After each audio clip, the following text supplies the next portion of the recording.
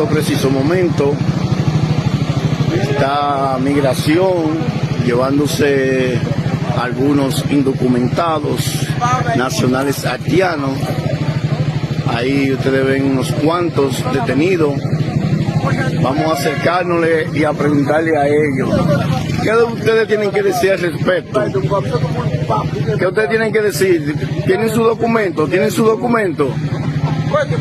¿Tienen su documento? Soy periodista. ¿No tienen que decir nada?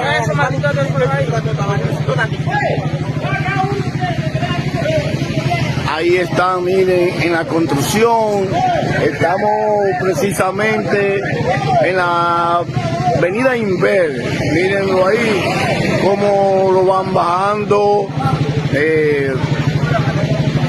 Agentes de migración, a nacionales haitianos, donde no presentan ninguna clase de documento. Ahí están presentando,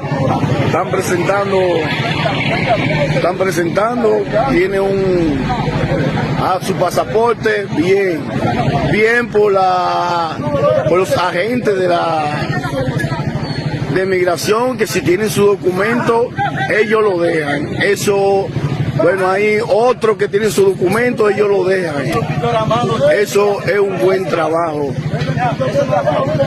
Si me tiene algo que decir al respecto, joven, de qué se trata, de por qué, si tuvieron alguna denuncia sobre estos nacionales haitianos, ¿qué me tiene que decir? Muchas gracias, entendemos esa parte.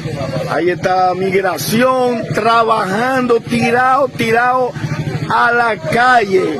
He visto algo bueno, que la persona que puede mostrar sus documentos, bueno, pues lo dejan en libertad. Eso está bien. La persona, ¿verdad? Aquellos nacionales haitianos que no presentan documentos, bueno, pues se lo llevan para ser, ¿verdad?, procesado. Para el programa Dando en la Diana, reporta desde la calle Josie Rosario.